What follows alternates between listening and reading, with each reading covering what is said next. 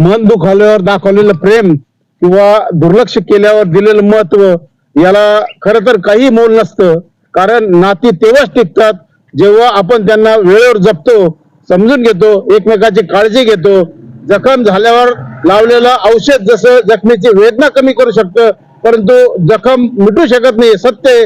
म्हणूनच मन दुखवण्याआधी विचार करा, दुर्लक्ष करण्याआधी समजून घ्या आणि खरं प्रेम असेल तर ते वेळेवर दाखवा.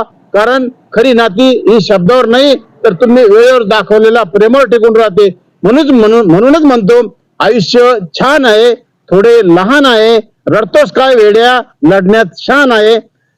काट्यातही फुलांची झुलती कमान आहे, उचलून घे हवे ते दुनिया दुकान आहे. जगणे निरर्थक म्हणतो तो बेईमान आहे. सुखासाठी कधी हसावं लागतं, कधी रडावं लागतं. कारण सुंदर धबधब्याला पाहायला पाण्याला उंचावरूनही पडावं लागतं.